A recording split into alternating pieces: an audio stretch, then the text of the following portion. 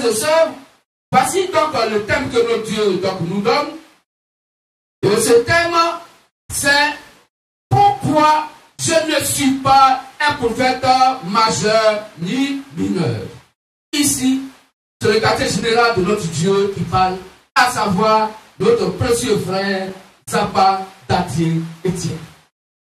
Christ, Saint-Esprit, donc en lui, donc parle de par ce glorieux message, pourquoi je ne suis pas un prophète majeur ni mineur.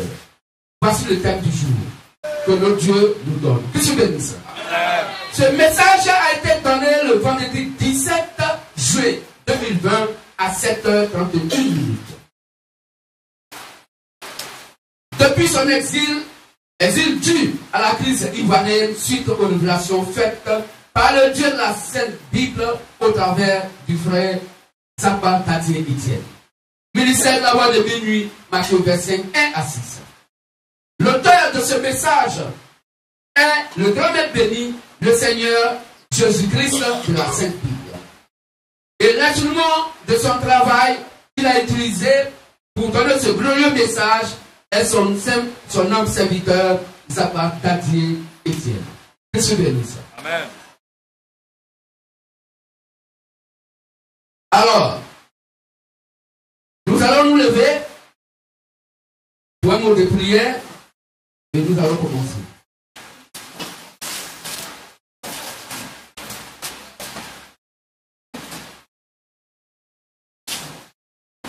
À toi, dis Jésus, la parfaite chair, de toi, c'est parti. Dis Jésus, la parfaite chair. Dis Jésus, la parfaite chair. Dis Jésus, la parfaite chair. Amen. Seigneur, dis Jésus, la parfaite chair. Tu es présent, alors nous sommes présents. Pas nous t'écoutons. Amen. Amen. Que tu bénisses. Amen. On va s'asseoir calmement. Chacun va prendre son bic cahier pour prendre note. Ici, c'est notre précieux frère, Christ, le Saint-Esprit Père en lui qui parle. Le frère, notre précieux frère Zappa Tati Etienne. Je veux dire ceci au monde entier. Et surtout à ceux qui veulent nous faire du mal. Mon corps n'est pas un corps saint. Il n'est pas proposé au sacrifice expiatoire pour le salut des humains et des humaines. Donc, ceux qui veulent ma mort pour faire plaisir à la terre se trompent lourdement. Car ma mort ne va servir à aucun individu. Le Seigneur Christ Jésus est mort pour cela. Il est le lieu dans lequel le véritable et réel Dieu est mort pour nous. Qu'il se bénisse. Nous croyons que la sainte, merveilleuse et merveilleuse Bible est vraie. Qu'il n'y a aucun point de mensonge en elle. Nous croyons que la sainte, merveilleuse et merveilleuse Bible est vraie. Qu'il n'y a aucun brin de mensonge en elle. Allez, Tite 1, verset 2. Pour confirmer, avant que nous continuions la lecture. Donc, nous croyons que la sainte, merveilleuse et merveilleuse Bible est vraie. Il n'y a aucun brin de mensonge en elle. Lecture, s'il vous plaît. 1, verset 2. Lesquels reposent sur l'espérance de la vie éternelle, oui, promise dès les plus anciens temps, oui, par le Dieu qui ne ment point. Par le Dieu qui ne ment point. Que se bénisse. Un seul corps a été créé spécialement pour servir d'expiation. Un seul corps a été créé spécialement pour servir d'expiation. Et ce corps a pour nom le Seigneur Jésus. Il est le lieu d'adoration que le véritable et réel Dieu s'est choisi. Il est le lieu d'adoration que le véritable et réel Dieu s'est choisi. Ainsi donc, il est né pour mourir. C'est pour cela qu'à sa naissance, l'or, le sang et la myrrhe ont été donnés pour son adoration. Concernant les 3 mages, quand ils sont venus pour adorer l'enfant Jésus qui est né, ils lui ont donné 3 présents. Il y avait l'or, l'encens et la myrrhe. L'or exprime la divinité. L'or que les 3 mages lui ont donné, l'or exprime la divinité. L'or typifie Dieu. Est-ce qu'on comprend mieux? L'or exprime la divinité. La myrrhe exprime la souffrance, le service et le travail. L'encens exprime l'embaumement du corps, c'est-à-dire le parfum qu'on met sur le corps. Et quand quelqu'un est mort, on met un parfum, on embaume son corps. Donc, l'or exprime la divinité, donc Dieu, la myrrhe, la souffrance, donc le service du travail, et l'encens exprime l'embaumement du corps, le parfum qu'on met sur le corps. Ainsi, dès sa naissance, dans la naissance de Jésus-Christ, il était déjà montré que la divinité venait servir pour mourir. Est-ce qu'on comprend mieux? Donc,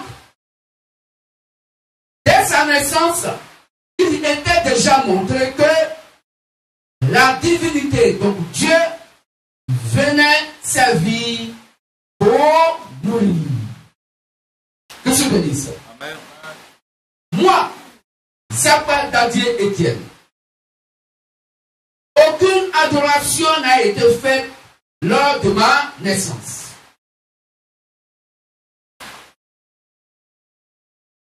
Je ne suis pas né pour mourir, pour le salut de qui que ce soit. Cela veut dire quoi en profondeur? Que tous ceux qui veulent me tuer cherchent la guerre. Nous les humains, nous avons un très sale comportement.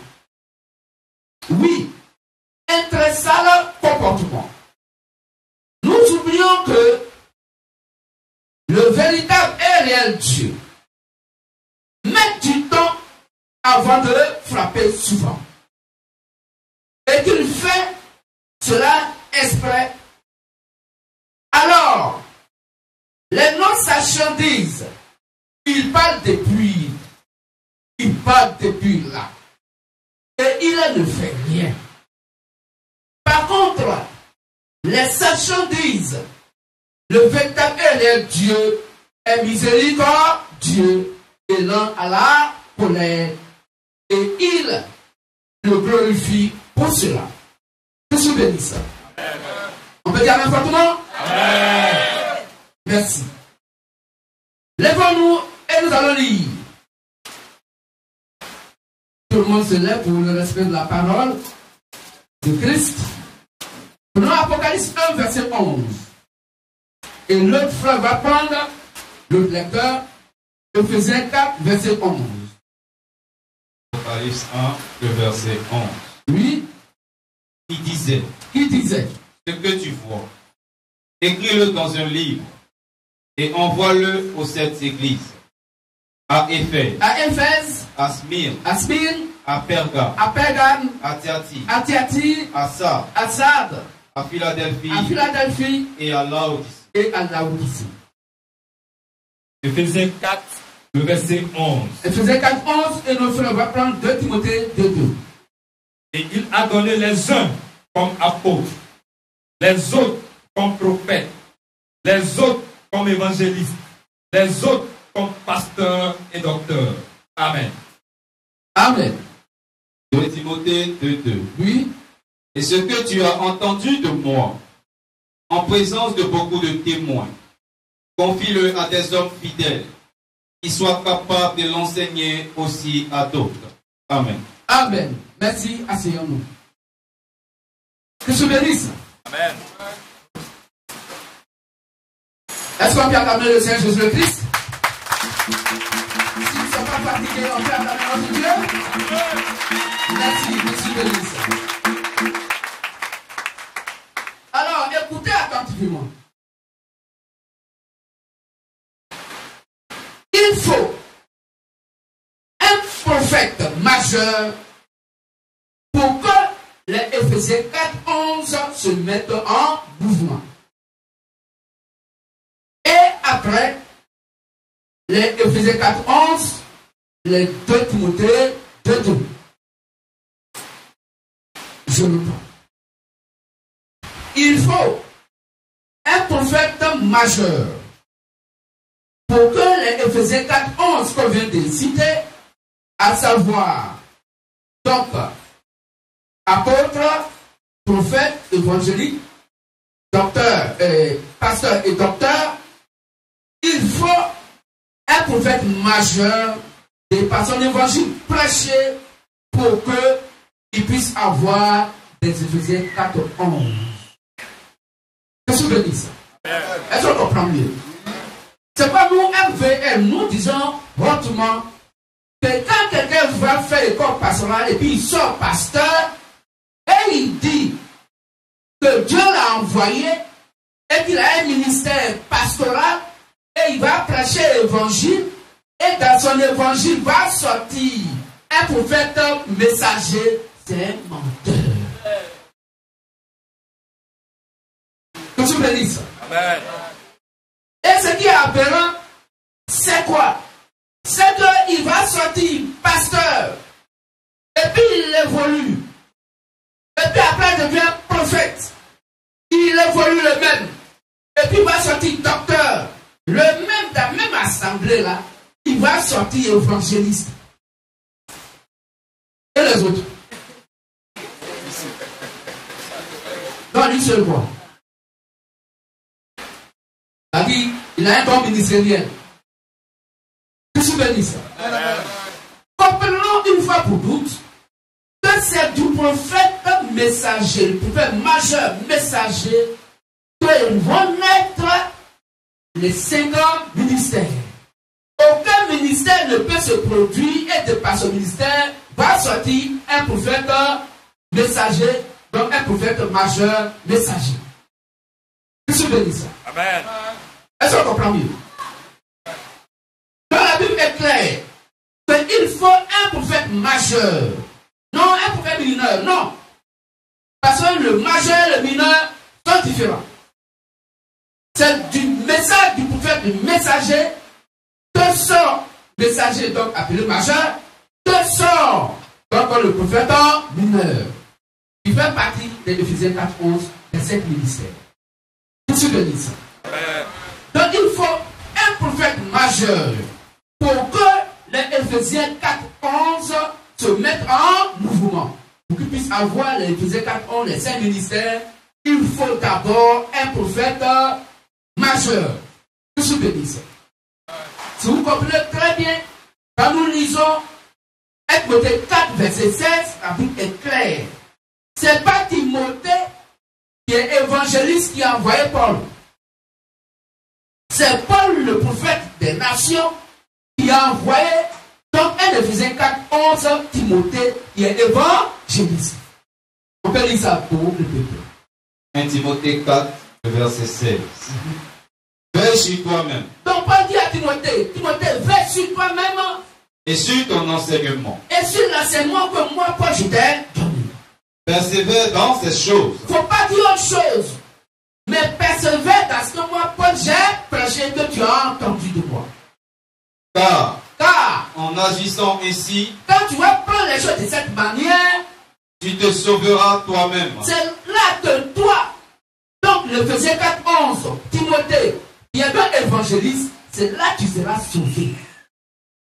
Et tu sauveras ceux qui t'écoutent. Et ceux vers qui je t'envoie pour prêcher la parole de Dieu, c'est là eux aussi seront sauvés.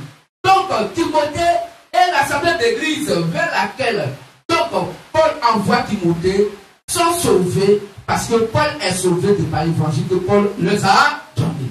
Donc si Paul n'est pas sauvé, Timothée n'est pas sauvé, et ceux qui vont écouter Timothée ne sont pas sauvés. Je suis béni. Dans l'Éphésiens 4:11, naît du ministère de la doctrine du salut prêché par donc, le prophète majeur. Je suis béni. Amen. Merci mon frère. Donc, il faut un prophète majeur pour que les Éphésiens 4:11 se mettent en mouvement. Et après les Éphésiens 4:11, les 2 Timothée 2:2. Je suis béni ça. Ainsi, le temps des prophètes étant fini,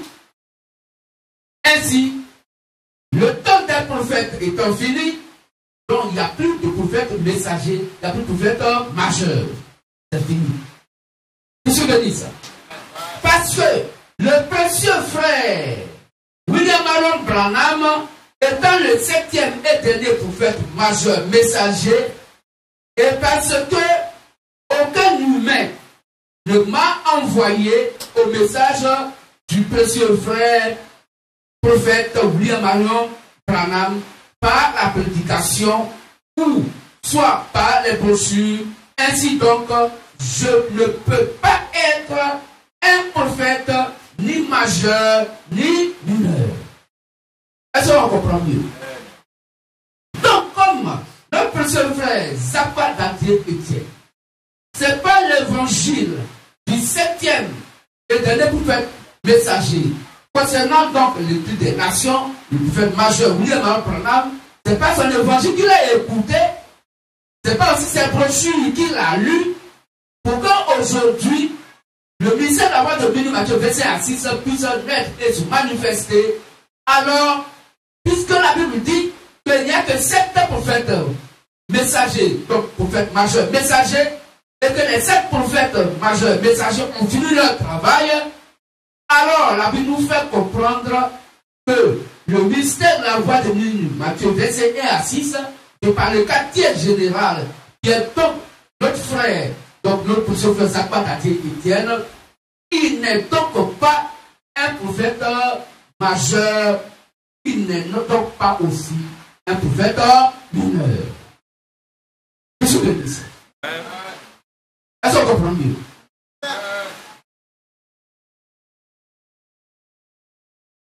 Je ne peux pas être les deux. Parce que je suis venu à la parole par révélation. Et c'est la pure vérité. Je mets n'importe qui au défi de se pointer un jour et dire que c'est lui qui nous a enseigné la parole. Je suis béni ça. Amen. Donc, je ne peux pas être les deux, à savoir prophète majeur et prophète mineur. Je suis béni ça. Je ne peux pas être les deux parce que je suis venu à la parole par révélation. Et c'est la pure vérité. Je mets n'importe qui au défi de se pointer un jour et dire que c'est lui qui nous a enseigné la parole. Je n'ai pas bossé, donc étudié, je n'ai pas bossé la sainte, merveilleuse et merveilleuse Bible. Elle m'a été donnée gratuitement. C'est pourquoi je ne la vends pas. Je suis béni ça. Donc, il dit, il n'a pas étudié, il n'a pas bossé, il n'a pas étudié la Sainte Bible. La Sainte Bible a été donnée à nos petits frères gratuitement par pure révélation. Je suis béni ça. Amen. Je suis béni ça. Est-ce qu'on a bien compris? Donc, la Bible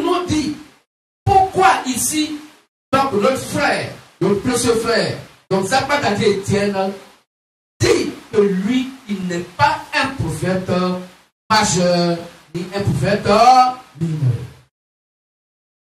Est-ce qu'on comprend mieux? Prophète majeur, parce que à cette époque où nous sommes, il n'y a plus de prophète majeur. Je suis béni. Il ne peut pas être un prophète mineur parce qu'il n'est pas venu, donc l'évangile n'est pas venu à lui de par la prédication du message de Branham. Au moins, si Branham lui avait prêché la parole de Dieu, on peut peut-être dire que certainement il peut être un prophète mineur, puisque c'est de par le prophète messager, le prophète majeur, que naît l'Éphésiens 4:11 dans lequel il y a donc le prophète mineur. Mais ce n'est pas le cas. Il n'a pas écouté le message de Branham, il a reçu la parole par pure révélation. Je suis béni. Conclusion. N'étant pas venu à la parole par la prédication ou par les brochures, et le temps des prophètes majeurs étant passé, je ne peux pas être un prophète majeur ni mineur. Pour dire 1 Timothée 2:2. Je suis béni. Amen. Rappelons-nous notre slogan. Le travail est notre objectivité. La réussite est notre devoir. Et la vie bien acquise, notre domaine. Rappelons-nous encore. Nous n'avons aucun credo si ce n'est Christ. Nous n'avons aucune loi si ce n'est l'amour. Et nous n'avons aucun livre saint si ce n'est la Sainte Bible. Mais la Sainte Bible révélée et la terre tout entière est notre paroisse. C'est ici la voix de minuit, Matthieu 25 et à 6. Au milieu de la nuit, il se fit un cri. Voici l'époux, sortez à sa rencontre. Christ, le Dieu de la Sainte Bible, nous bénisse. Que le bétail de Dieu bénisse ce matin, chacun et chacune. Nous allons nous lever pour acclamer le bétail de Dieu, la Sainte Bible. Que tu bénisses.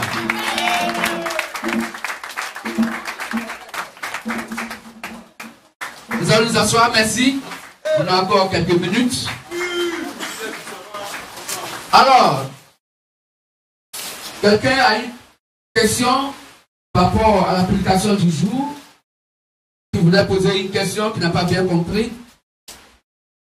On va prendre les Saintes Écritures, la Sainte Merveilleuse Bible, afin qu'elle puisse donc nous répondre.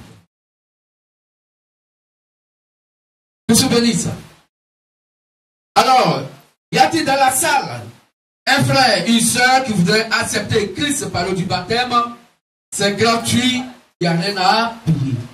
La Bible dit que si ton cœur est véritablement touché, que l'évangile que tu écoutes ici est la vérité absolue, si ton âme te convainc que c'est ce qui est écrit noir sur blanc dans les Saintes Écritures de la Bible, alors si tu as un engagement à prendre envers Dieu par l'eau du baptême, tu le fais sans toutefois attendre donc des cours de baptême, cours de base, parce que cela n'est pas reconnu par les Saintes Écritures. La Bible dit que ceux qui avaient reçu l'évangile la première fois de par les apôtres de Jésus-Christ, ce même jour-là, 3000 personnes furent baptisées sans cours de base, sans cours de catéchuménat, sans cours de baptême. Le frère Eunuque, donc il venait, l'intendant d'Éthiopie qui venait à Jérusalem pour adorer. Quand le frère Philippe l'a croisé sur la route, nous posons la question, mais est-ce que ce que tu dis, tu comprends? Et il dit, mais s'il n'y a personne pour m'expliquer comment je peux comprendre, et Philippe commença à lui annoncer la bonne nouvelle. Frères et sœurs, la bonne nouvelle est différente de l'enseignement. Il lui annonça la bonne nouvelle. Comment Christ est mort pour le pardon de nos péchés. Que c'est lui qui est notre salut. Je suis béni, ça. Alors l'intendant vient et il dit, mais qu'est-ce qui m'empêche d'être baptisé? Il dit, mais si tu crois que Jésus le Christ est le Seigneur, le Christ, alors je te baptise. Il y a quel enseignement là? Pas c'est lui. Il lui a seulement dit que c'est lui. Si tu crois en lui, tu te baptises. Pas de problème. Et ce jour-là, alors, ils descendit tous deux dans l'eau. Ils ne sont pas descendus dans un gobelet d'eau. Non. Ils sont descendus tous deux dans l'eau. Et la Bible dit que Philippe a baptisé l'eunuque. Il a plongé dans l'eau. Il a baptisé. Elle l'a baptisé. Lui, il a continué sa route. L'Éternel est baptisé. Qu'est-ce que dit? Sur la route, il a été baptisé. Il n'y a pas à faire de dire, tu as fait cours de bal 3 mois, cours de catéchuménat 5 ans, cours de baptême 6 mois, et puis tu redoubles. Bon, une question. Tu as 5 ans de cours de baptême à faire. Tu as fait 4 ans et demi. Bon, tu n'as pas encore fait ton examen. Tu vas où? Au paradis bien à l'enfer. Tu n'as pas fini. Donc, n'a pas été évalué pour qu'il soit baptisé.